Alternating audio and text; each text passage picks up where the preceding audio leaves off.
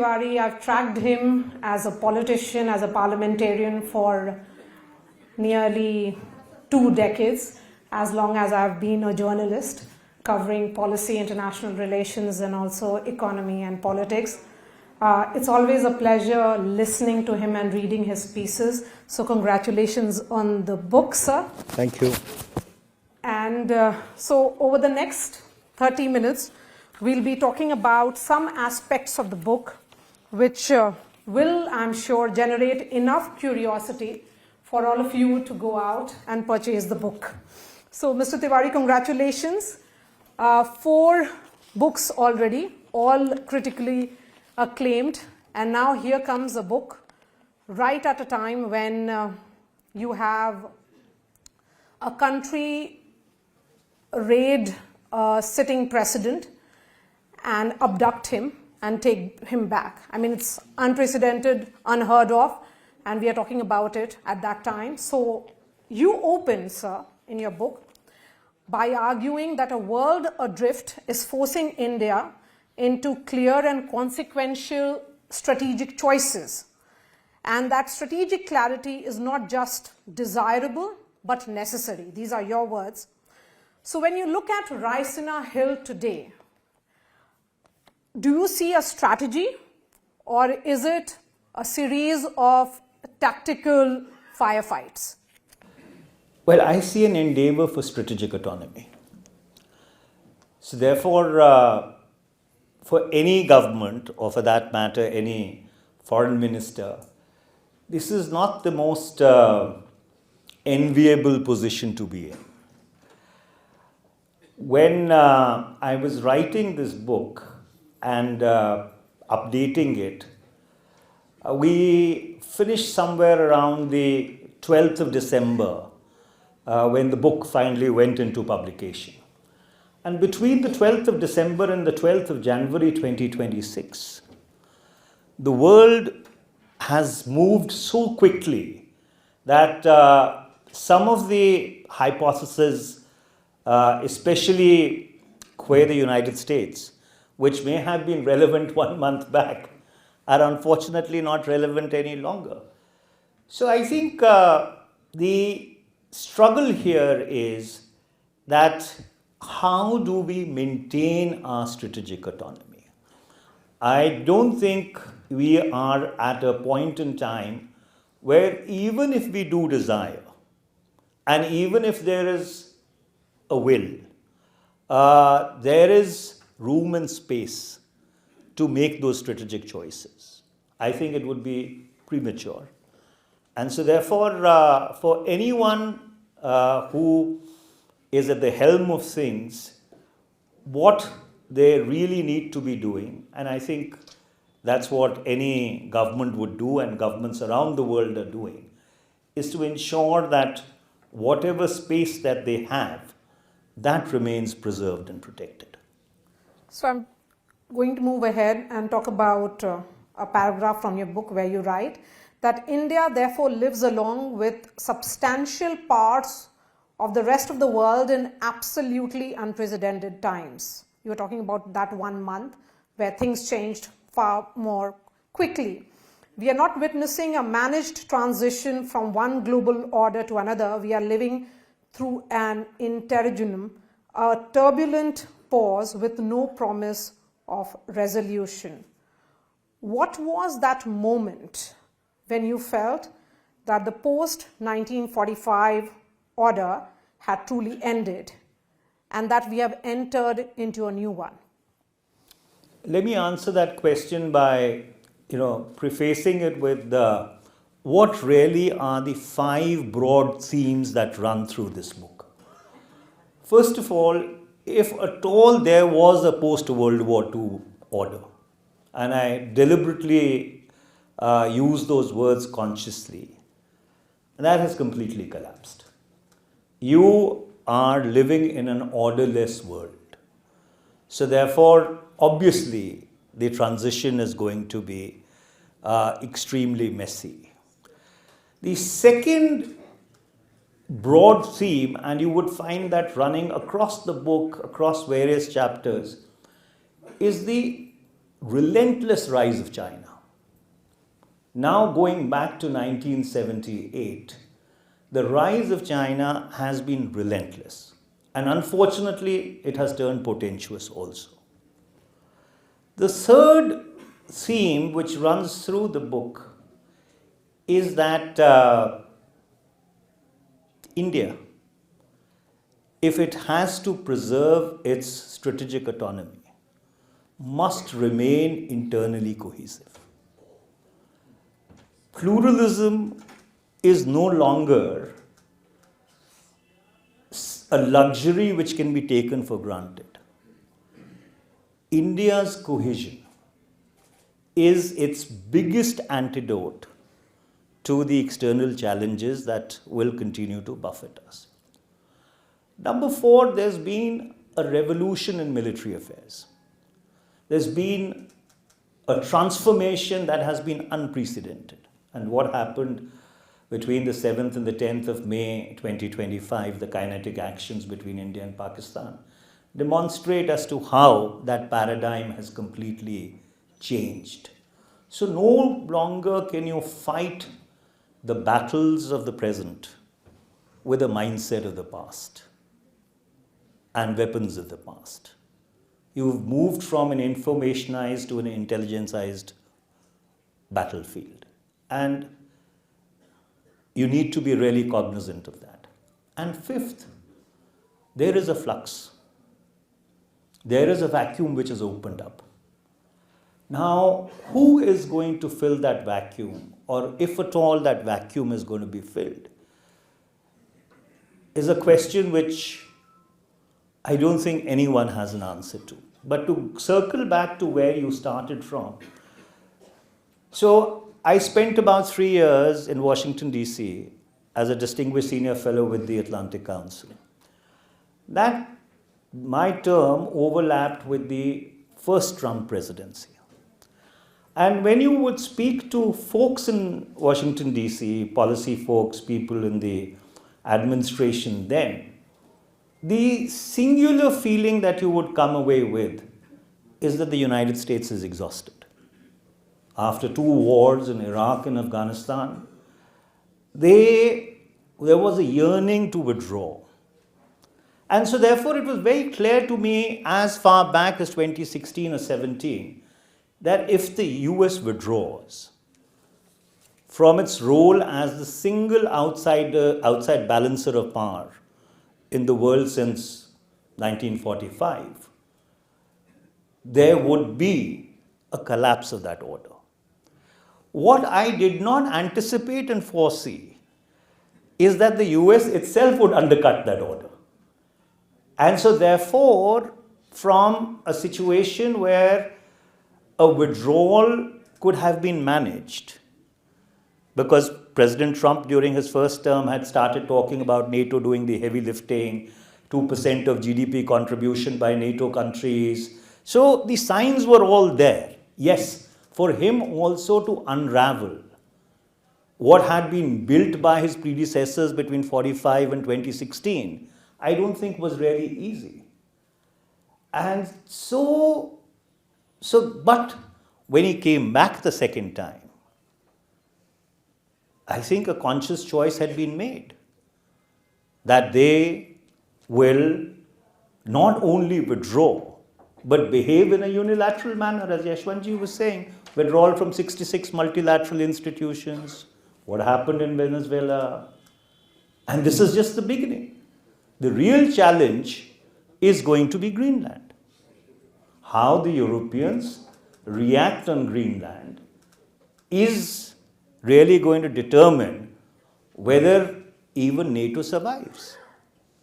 So therefore, the signs were all there, but I guess we were all hoping against hope that it would go away. And it did go away during the Biden presidency for a while. So was there a sense then when you were on that fellowship that this will come so soon, in less than a year, in less than a decade? That was 2017 and now we are in 2026. Well, as I said, we had COVID in between. So nobody thought that the world would survive COVID. And we survived COVID. I think we'll survive the next 3 years. So, but yes, after what happened on the 6th of January 2020, there was a sense that the former president would not be the next president of the United States. And the Biden administration definitely had taken a more internationalist view of things, their support to Ukraine and, some of their other actions in the Asia-Pacific region were far, far more internationalist. But what you've been seeing for the last 1 year is absolutely unprecedented. And that's why I'm saying you are back to the two precepts of the 17th century. Raison d'être, Cardinal Richelieu, that every nation would act in its best interest. And in every nation acting in its best interest, you would possibly construct a world order, which would somehow hold the field. And then Hugo Grotius, the balance of power. So how will India first, because you're looking at your own interest, self-interest as you say, if it is about India first, then what happens to the neighborhood first policy? Because again, a part of your book, and you talk about the question that you had in the Lok Sabha to the External Affairs Minister, you had asked, while India may have a neighborhood first policy, is there any neighbor of India which has an India first policy? Yeah, well, I did ask the External Affairs Minister that, and there's a backstory to that. So we were at a conference some years ago, and there's a friend of mine who looks at South Asia very, very carefully. And he asked me this question. He says, you have a neighborhood first policy, but can you name a single one of your neighbors who has an India first policy? And that kind of set me thinking that perhaps there is a paradox somewhere. And when I tried to explore as to what really are the contours of India's neighborhood first policy, honestly, I was not able to find any real literature on it. The closest that I came was an answer which the Minister of State for External Affairs, Mr. Muralidharan, had given in 2019 to a question of mine, and an unstarred question, and there are many former ministers out here, they know exactly as to how unstarred questions are treated in government.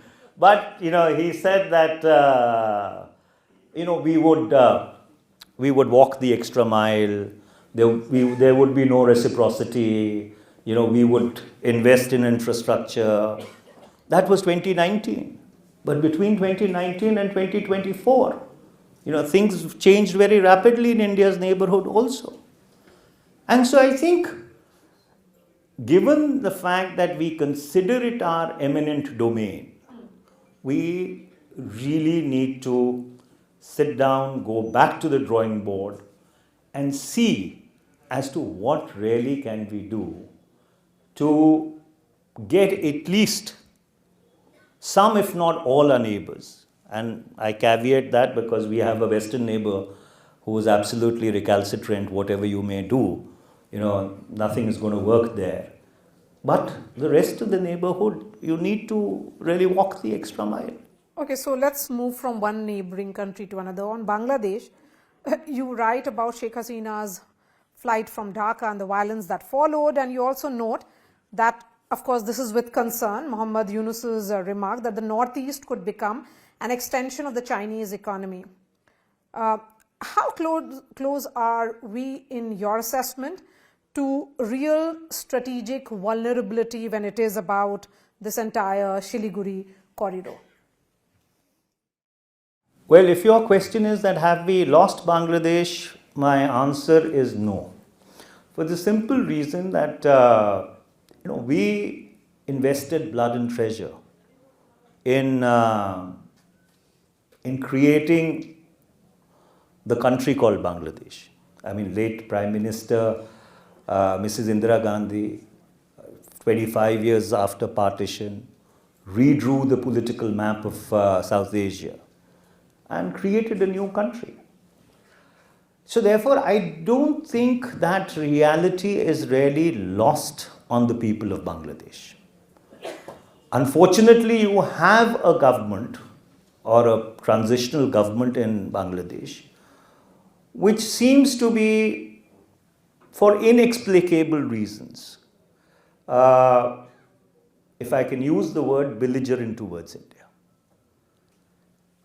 And for the life of me, I am not able to understand as to why they may have a grouse with the government which was there previously. But to extrapolate that grouse to include India, it defies any logic. And so therefore, I think if we play it right and play it cautiously, Bangladesh is a country where we have a great emotive connect, and therefore it would be very much back within our eminent domain.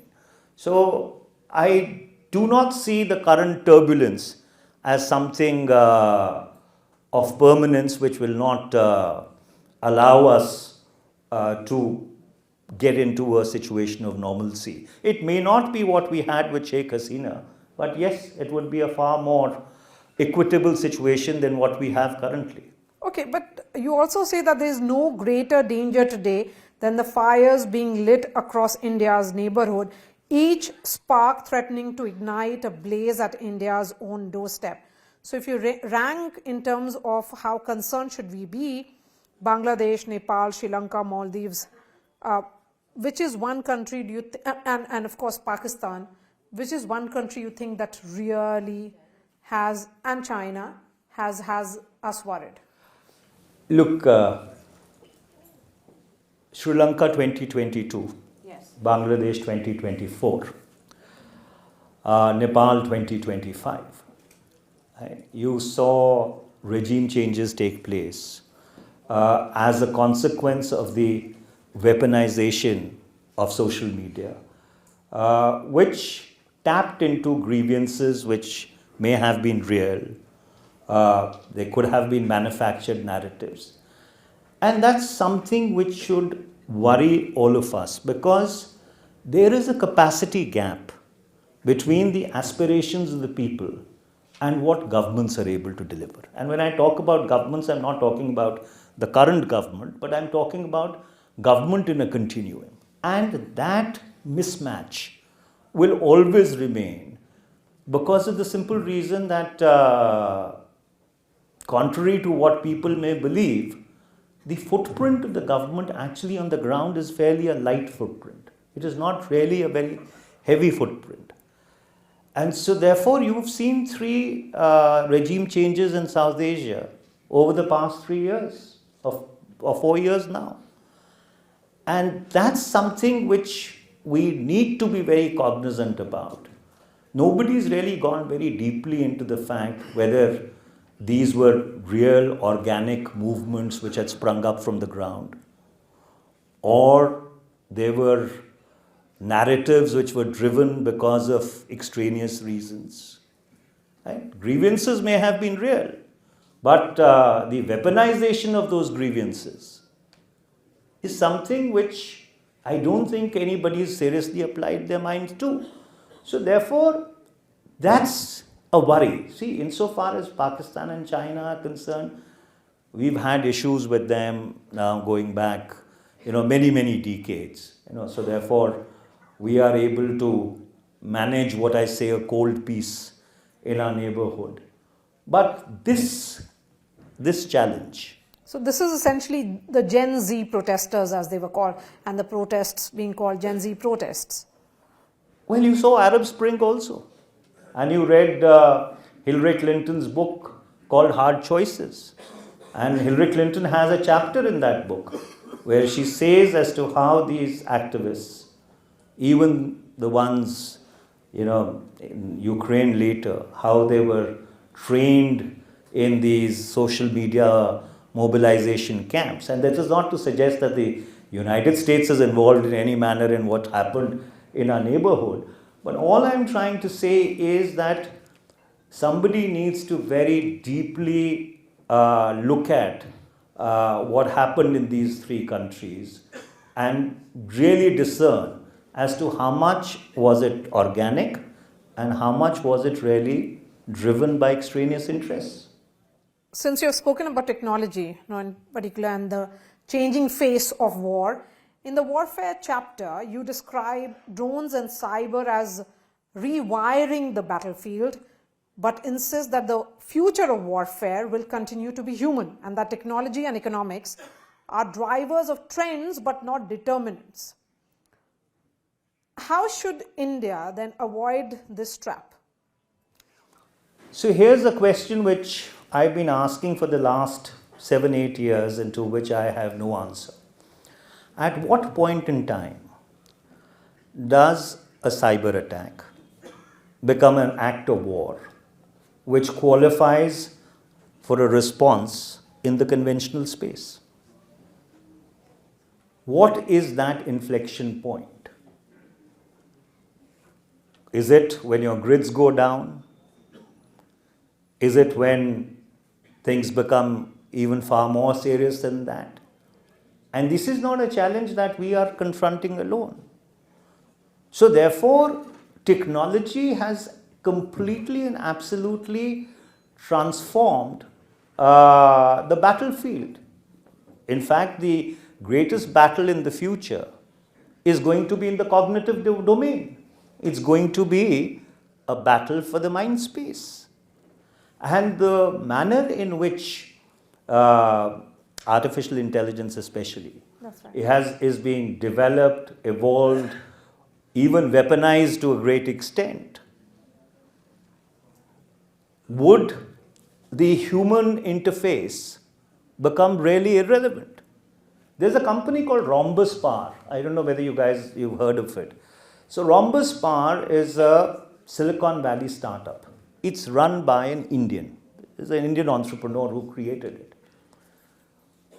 They predicted the Russian invasion of Ukraine 4 months before it actually happened. They were just off by 1 day. And so therefore they looked at almost 5 trillion bits of data. And they mapped out a trend and said that, look, this war is, this invasion is coming. It's another matter that people in government, whichever the government might have been, well, they did not take it very seriously. So the conundrum is that while you want to be the master of technology, but you have to also at the same time admit that technology may be sharper than you. So the question is, where do you draw the line, which is start listening to what data is telling you and stop listening to what your mind is telling you?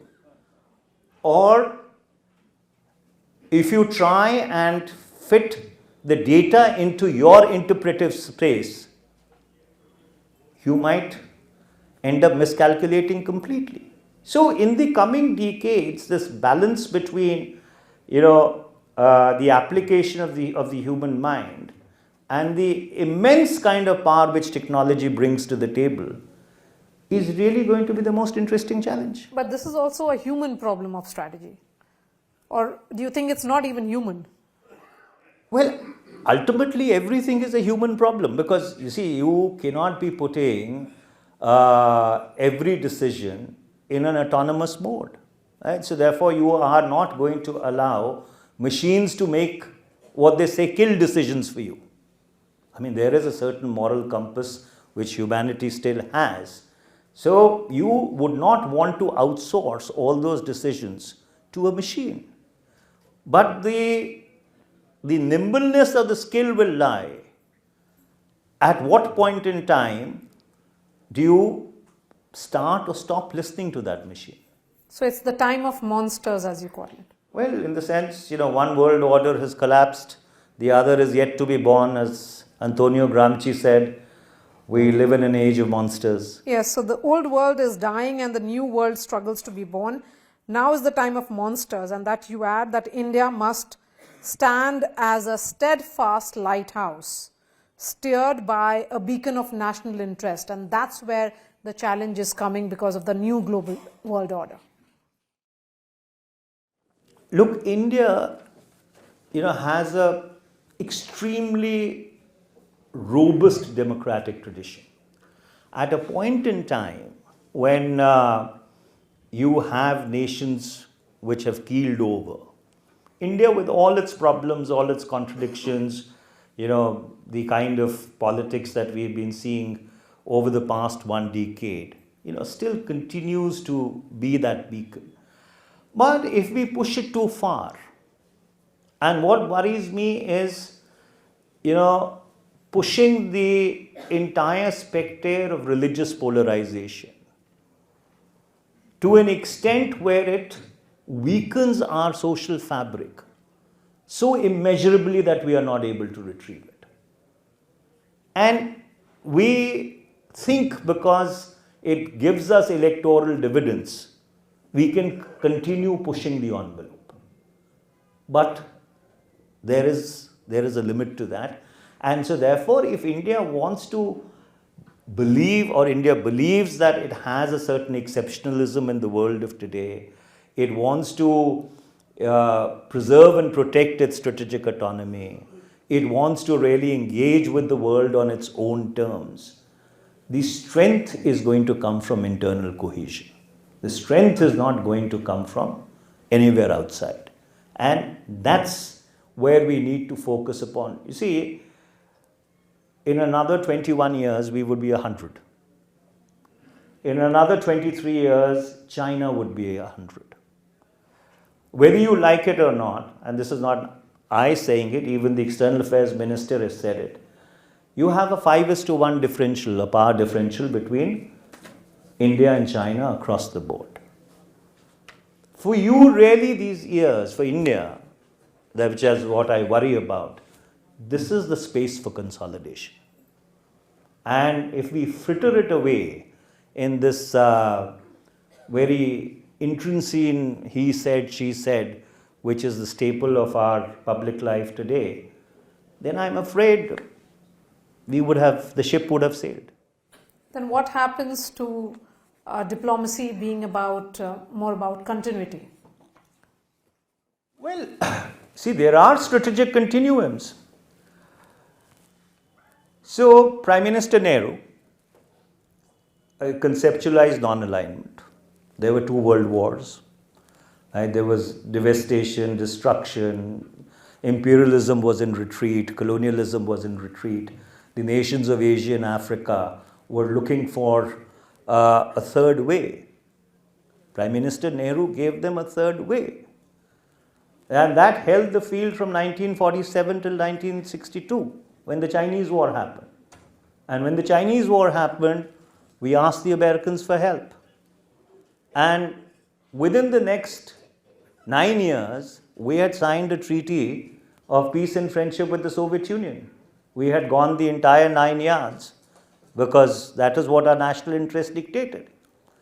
And till 1990, we were leaning on the Soviet side, though we were theoretically non-aligned, and in 1990 the Soviet Union collapsed.